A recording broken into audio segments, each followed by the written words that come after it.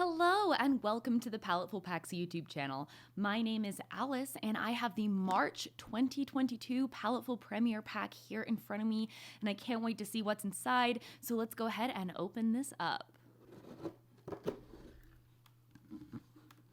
Artist! Oh my gosh, this is so cute! So this is the sticker that we got for this month. It says Late Night Artist, and then it says Paletteful on the bottom. It's like a neon sign. That is so cute. I love this. I can't wait to stick this on. I think this one might go on my water bottle, actually. This feels like a water bottle quality sticker. Then we have some green, and ooh, there's some palette knives. This is a palette knife set by Art Alternatives. You're gonna get 5 palette knives. This is a super varied set when it comes to different shapes. So there's a straight one, a trowel one, a diamond trowel, a narrow trowel, and a wide angle. So we have all of the palette knives, so we can do a lot of fun things with this. I'm guessing that means there's paint in here because I also see a canvas. Ooh, there's a few canvases. Let's get this out. I think this is the paint. Oh, cool.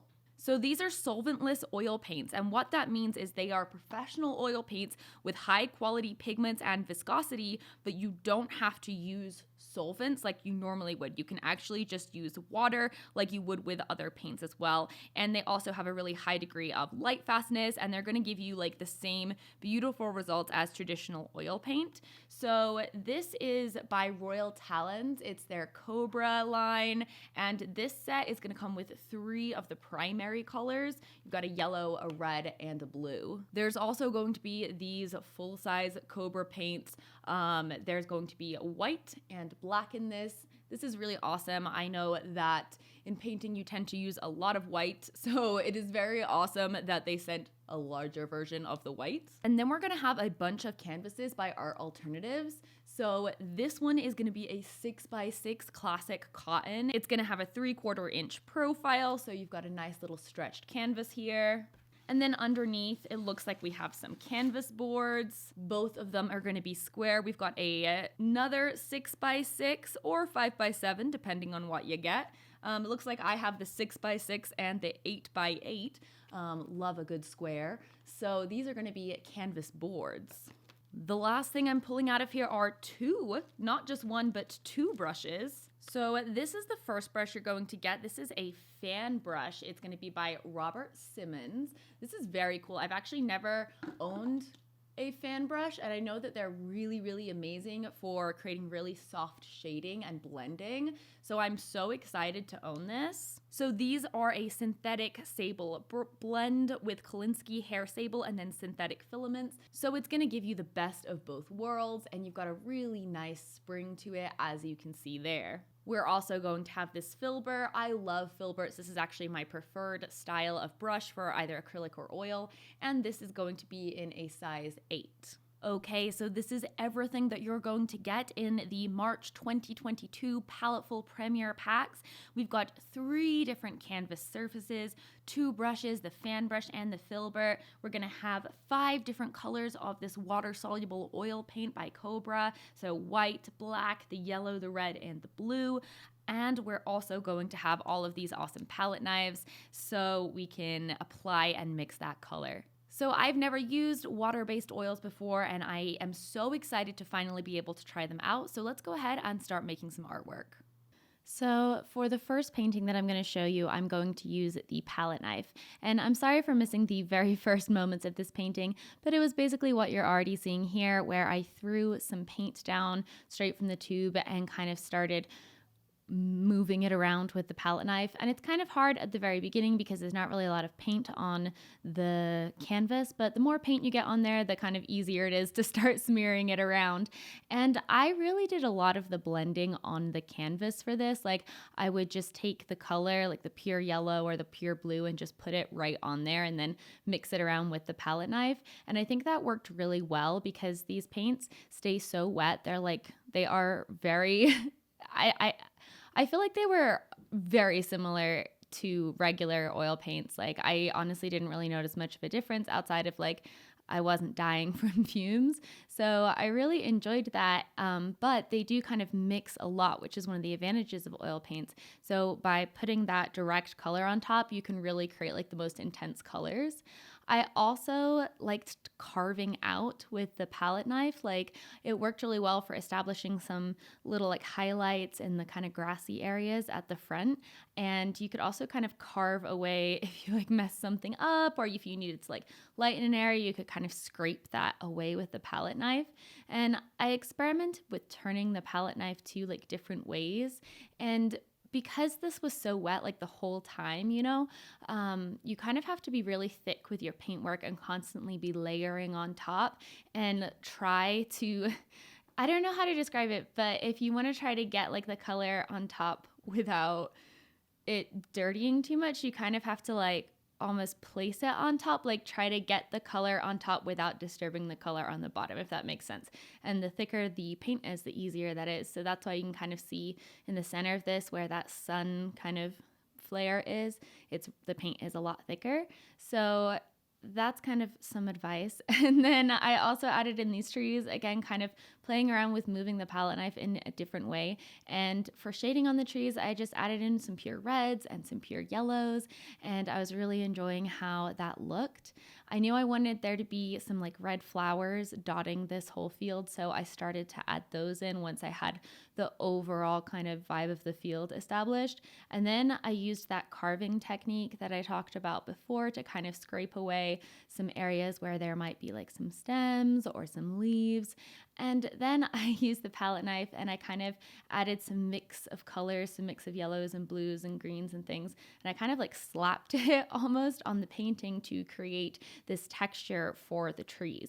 And I think doing like this really kind of loose palette knife landscape type thing is a really good way to get acquainted with these paints and start figuring out how they mix, especially like how the colors mix and how long they take to dry and how to kind of work with wet oil paint, because once you can kind of figure out how to work wet on wet with oil paint, it will help a lot. And for me, I know a lot of coming back to oil paint with this was trying to remember kind of how to work wet on wet without disturbing it or like having everything blend and things.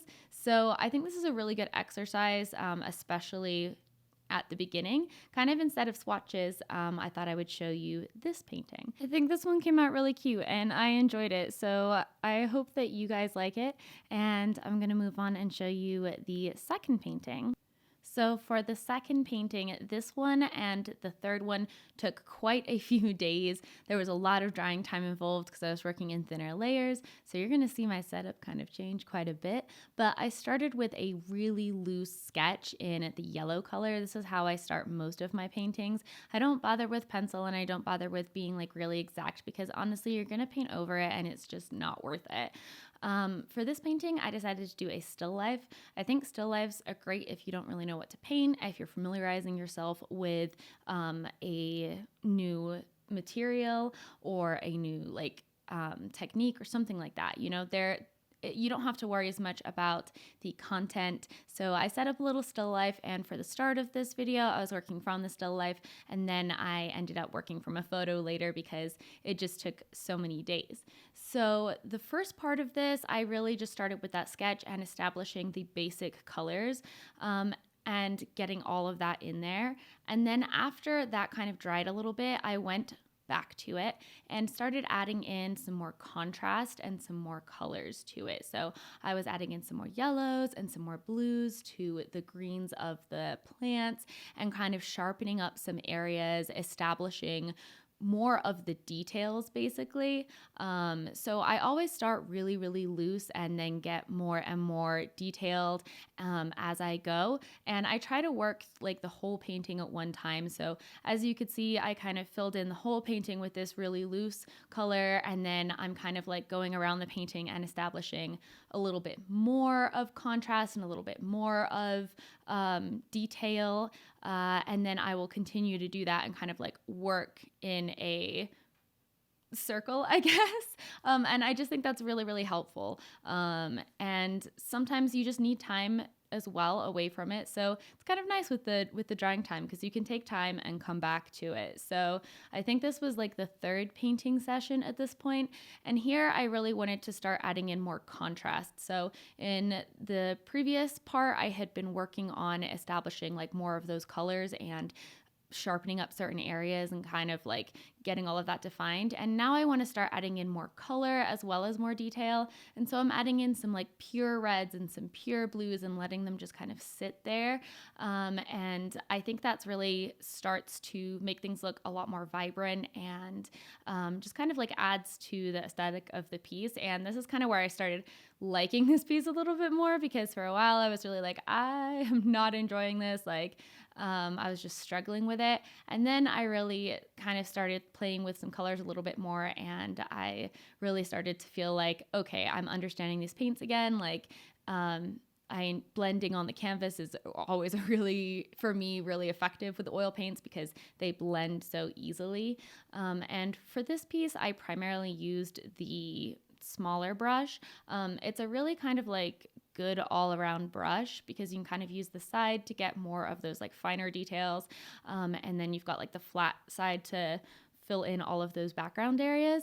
And what I recommend is kind of working back and forth between the background and the foreground to establish those lines, because in real life there's this is something my art teacher taught me basically. She said that in real life there's no such thing as lines, there's just edges coming together basically. And so when you're starting to like carve out those areas where, for me, like the background and the leaves meet, I've painted the leaves, but then I've also painted the background and I've used both of those to define the shape, and that definitely really helps. So that's another recommendation.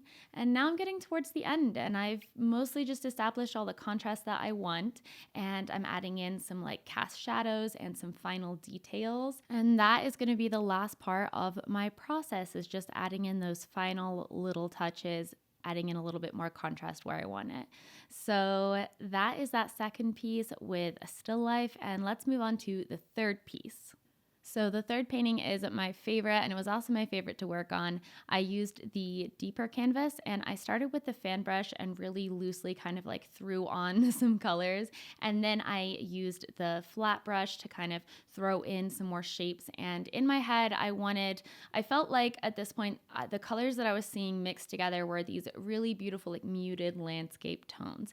So I really wanted to go with that. And I wanted to kind of imitate some paintings that I had seen from, I think, some like American landscapists at the beginning of like 1900s. I really don't remember, but there were some beautiful landscapes around that time, and I remember what they look like. And they had a lot of like golden light to it, and I thought I will do a really poor approximation of that. And so I started with this really loose establishment of just kind of where these kind of rocks and cliffs were going to be, this light that was coming out from the back. And again, I'm keeping it really loose, very similar to the last piece that I did. You can see it's always just really, really loose at the start. I also tried to remember to paint the edges because I always forget to paint the edges, but it does look nice when you do. I just forget. For this painting, I wanted to use the fan brush a lot more, and I knew it was going to be so pretty to blend things, and you can really see how nicely you can blend things with it when I work with it in the sky. I really enjoyed using it both to blend things out and to like add in other colors as well. And it was also really integral in creating some of the foliage in this. I also had a lot of plans to use it towards the end, especially for the foliage. So once I had that first layer that was really kind of loose and just kind of establishing the overall light and shapes, I went back over with a lot brighter colors. And this was like after it had dried for a little bit, and I was using brighter colors and starting to kind of really define those shapes more. And blending on the canvas is, again, really, really helpful. I wanted to create these clouds and this light coming up, and I wanted like some of the clouds to obscure the light. So I added more yellow at the bottom, and I kept blending in more and more white.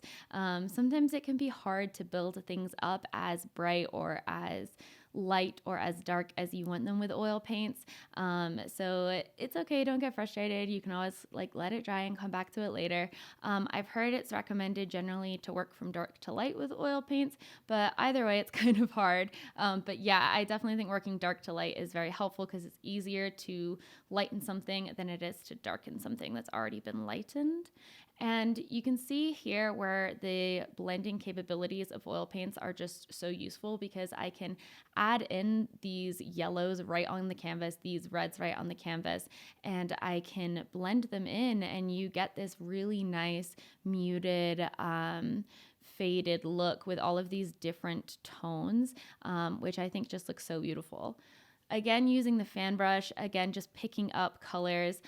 One of the things that I like to do when using oil or acrylic is I always kind of I call it like mud on my palette. I also do this with watercolor, and that like mud, it's like all those little mixed colors, and it's really helpful for like using in shadows or like little highlights. Like it's just helpful to like keep all the colors uniform, and so I'm constantly kind of like playing with that as well.